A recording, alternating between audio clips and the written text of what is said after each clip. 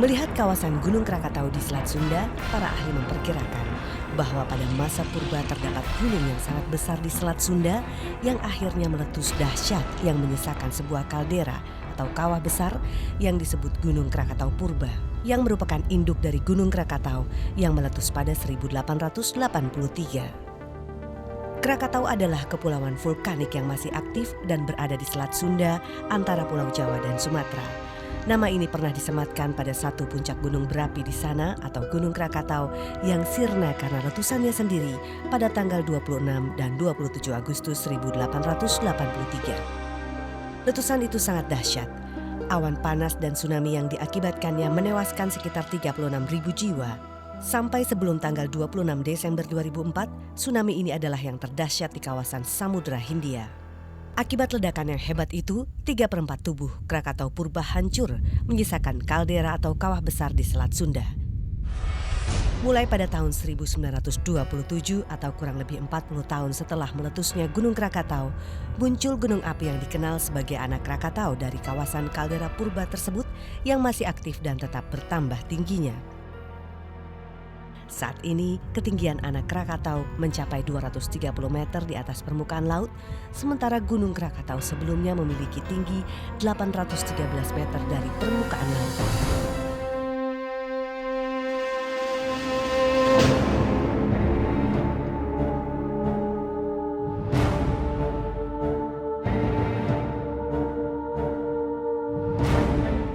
Pos ini tujuannya untuk memantau gunung api anak Krakatau.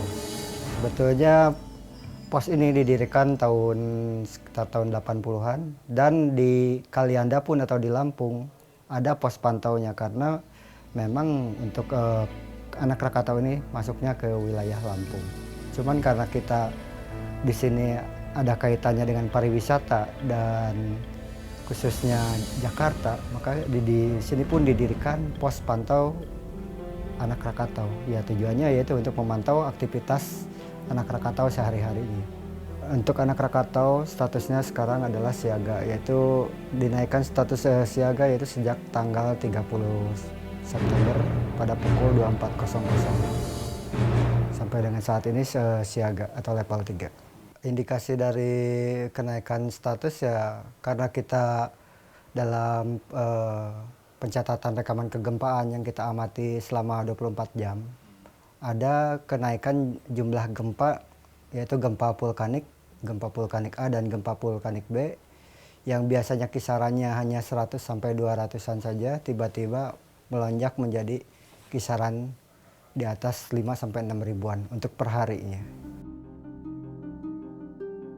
Itu untuk rata-rata untuk Krakatau selama pengalaman kita bekerja di sini. Kalau sekarang tiba-tiba menjadi ribuan, sedangkan gunungnya belum meletus, ya kita otomatis setiap hari gempanya meningkat, otomatis kita harus lebih memantau lebih ada apa dari gempa tersebut yang tiba-tiba menjadi meningkat secara drastis. Itu yang kita sedang amati sampai saat ini.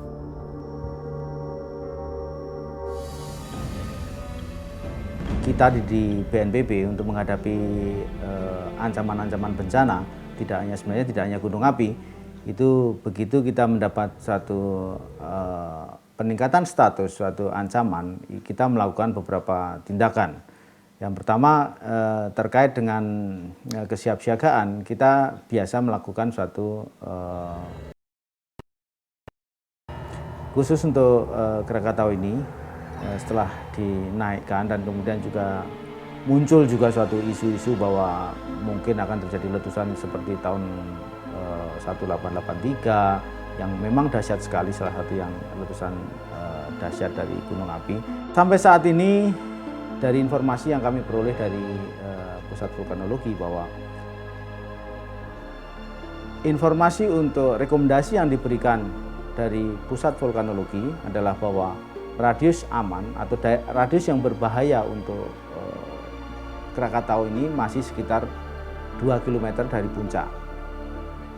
Jadi selalu dalam mengambil tindakan, BNPB selalu mengacu pada institusi yang memang berwenang atau memiliki kompetensi untuk melakukan kajian atau memberikan informasi secara formal.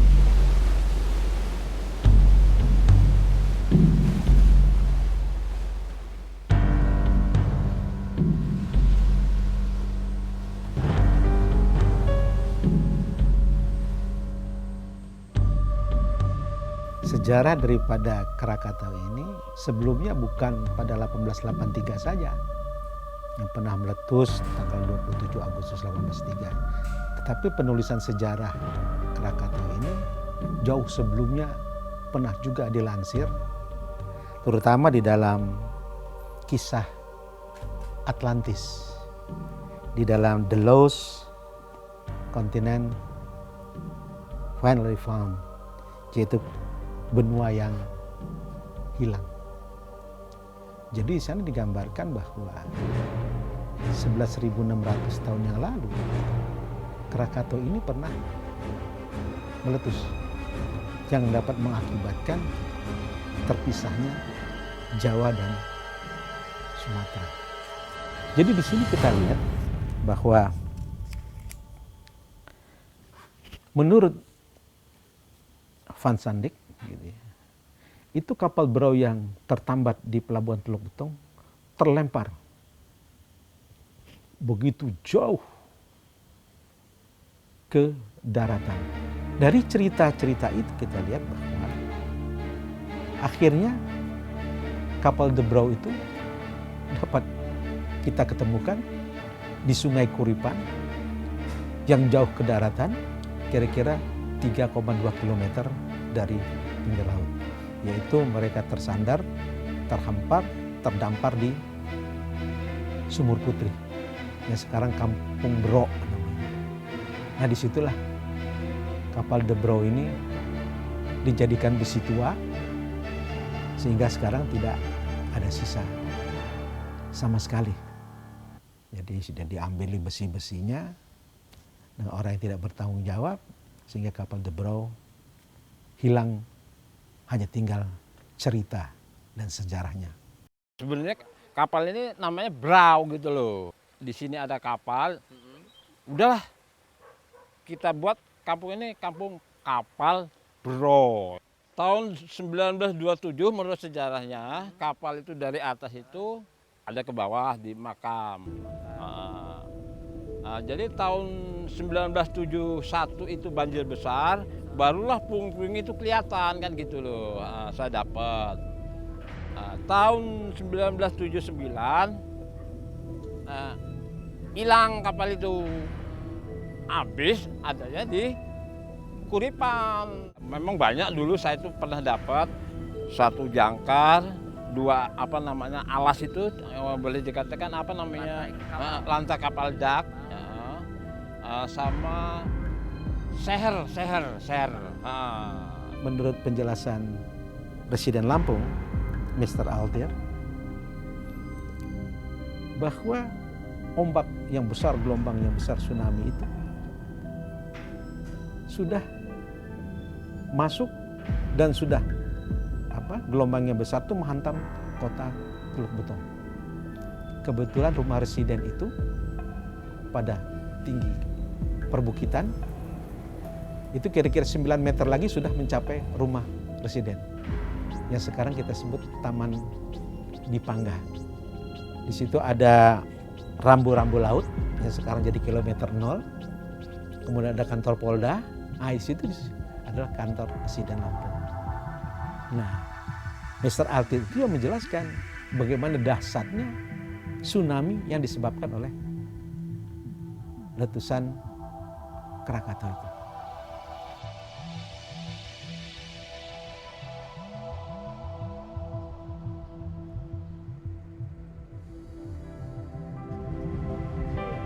Krakatau secara administratif terletak di Provinsi Lampung.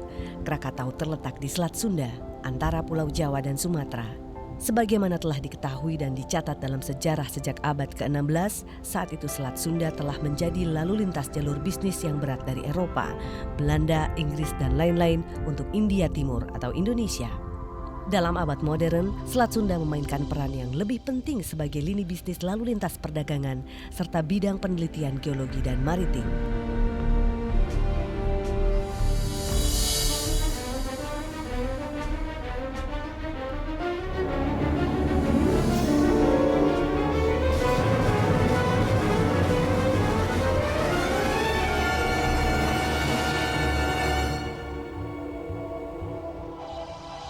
Kawasan Cagar Alam dan Cagar Alam Laut Kepulauan Krakatau adalah kawasan konservasi yang ada di Lampung. Secara administrasi, kawasan tersebut adalah masuk wilayah Kabupaten Lampung Selatan.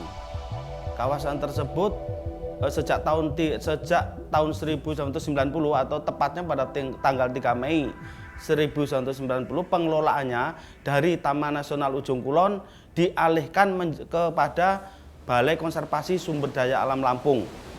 Kawasan Cagar Alam Kepulauan Krakatau memiliki luas 13.735 hektar. Memiliki potensi yang sangat baik sekali jenis flora maupun faunanya. Karena Cagar Alam Kepulauan Krakatau merupakan laboratorium alam yang ada di Provinsi Lampung. Pola pengamanannya sistem SIP, jadi kalau 1 minggu 8 orang di situ yang tadi saya sebutkan, ada penyidik PPNS, ada Polhut, ada PEH. Jadi 1 minggu 8 orang di situ dia patroli mengelilingi anak Krakatau. Di situ kan ada anak Krakatau, Pulau Panjang, Pulau Rakata dan Sertung. Dari 4 pulau itu dikelilingi setiap hari rutin itu, karena setelah berkeliling dia akan standby di pos atau di shelter sampai sore, nanti malamnya juga nginep di sana selama 1 minggu dari rutin. Nanti 1 minggu berikutnya kita drop lagi untuk yang petugas baru untuk menggantikan penjagaan atau patroli dan pengamanan. Komunikasi kesulitan sekali karena personil kami yang ada di Krakatau tidak bisa kontak langsung dengan yang ada di kantor balai, sehingga kadang-kadang terjadi kesulitan kalau ada, karena gunung itu sifatnya ekstrim ya, jadi kadang-kadang dia mengeluarkan letusan yang sangat dahsyat sehingga sangat membahayakan untuk pengunjung maupun kawan-kawan yang melakukan pengamanan di tempat itu. Saya kebetulan ini ada sama teman-teman ya, dinas di sini, Polhutnya ada 3. Jadi jam lebih kurang sekitar jam 12 siang saya mutar ya dari ujung timur ke arah ke barat. Itu sekitar jam 12-an itu ada dari Krakatau besar Krakatau kecil ini ada letusan. Ada asap yang tebal. Itu pertama kali dia sekitar lebih kurang 100 meter ketinggiannya. Nah, itu sampai asapnya penuh dengan asap di sana. Mulai ada getaran sama suara yang besar itu ya. Sampai kaca itu pecah semua. Pecah itu kaca-kaca jendela itu saking getaran letusan itu kuat sekali. Kalau dulu kan anak Krakatau itu tidak berbentuk seperti itu ya, berbentuknya seperti gunung biasa gitu ya. Sekarang kan dia sudah bertingkat dengan tambahan kan ujung tanjung. Kalau dulu tidak ada ujung tanjung itu yang di sana. Yang 1, 2, 3 ujung tanjung itu tidak ada tadinya itu. Jadi dia berbentuk seperti ini aja, artinya itu rata, tidak ada ujung tanjung. Itu aja yang setahu saya yang ada perbedaannya itu di situ.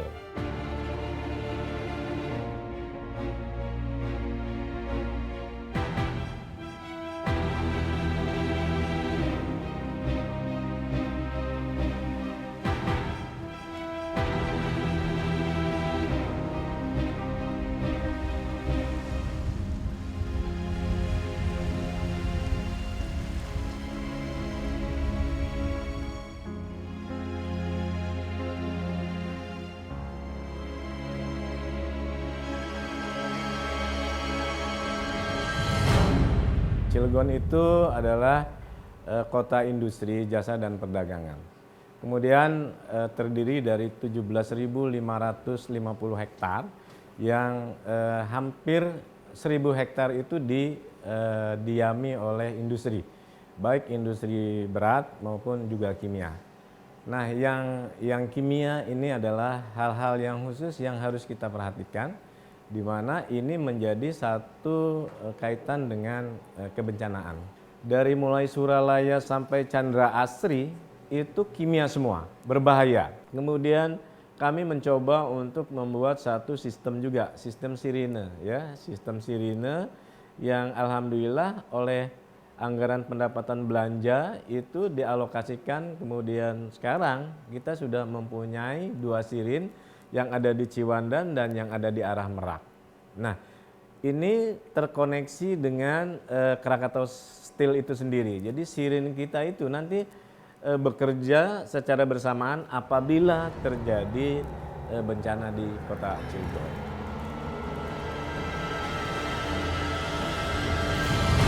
Untuk wilayah kawasan industri sekitar Cilegon dan sekitarnya, jaraknya cukup jauh, sekitar 60 km. Jadi dengan adanya atau antisipasi status siaga saat ini, di mana direkomendasikan oleh Badan Geologi bahwa radius yang berbahaya masih sekitar 2 km, itu pun di tengah laut. Jadi dalam hal ini yang perlu diwaspadai atau yang perlu diamankan adalah aktivitas para nelayan pada radius 2 km, karena 2 km dari puncak atau kawah dari Krakatau ini adalah masih berupa laut.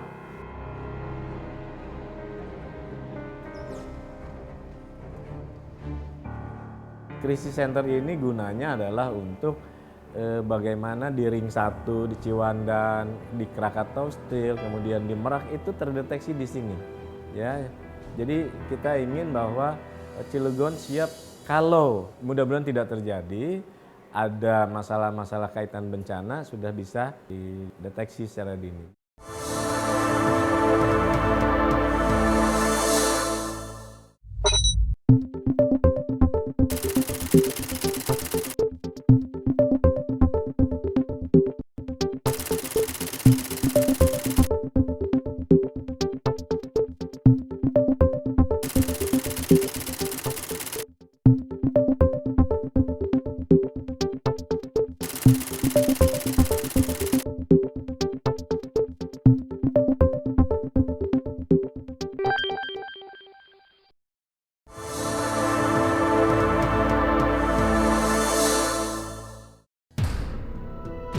Fungsi teknis dari ruang pusat pengendali operasi ini, artinya kita di sini bisa memonitor, katakanlah kalau misalnya melalui pesawat DVB yang terakhir diberikan oleh BMKG, kita bisa memonitor gempa-gempa yang terjadi. Kemudian kita juga bisa mengaktifasi sirine untuk perintah evakuasi dari sini. Itu yang untuk sirine. Kemudian kita juga ada Aloha dan Marplot itu untuk mengetahui kalau katakanlah ada laporan tentang terjadi tumpahan misalnya bahan kimia, dikaitkan dengan nanti volumenya berapa, kemudian jenisnya apa, nanti bisa disimulasikan di sini.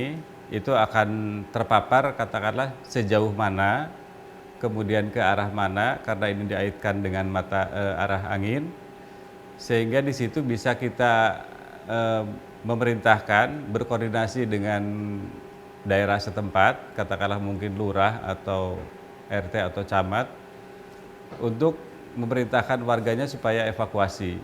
Ring of fire-nya itu lebih besar di Cilegon tuh. Ring of fire-nya tidak hanya Krakatau, tapi juga kimia.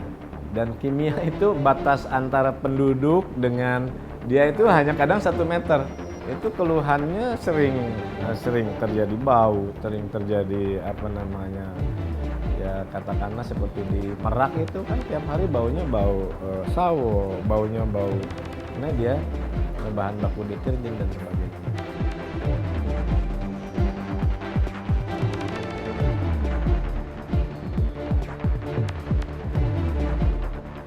masyarakat harus tahu ancamannya seperti apa. Kalau terjadi sesuatu di kawasan industri, apa bahayanya.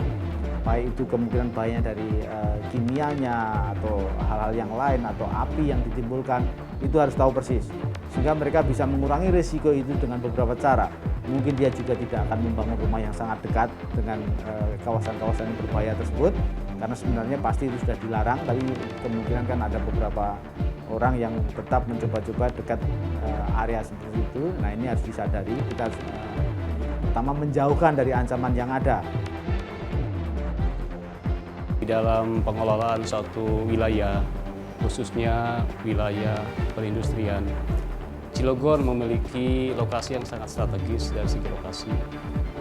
Tetapi juga kita sama-sama memahami bahwa pada saat industri telah berada begitu banyak di Cilegon, industri ini juga memiliki tingkat hazard, potensi hazard yang cukup tinggi yang perlu dipertimbangkan di dalam pengelolaan penanggulangan bencana.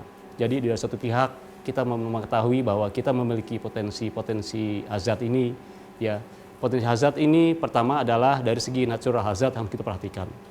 Yang kedua dari segi energi yang bisa mempengaruhi, dan ketiga adalah dari segi material industri yang berada di sekitar kita yang cukup banyak di wilayah perindustrian Cilegon.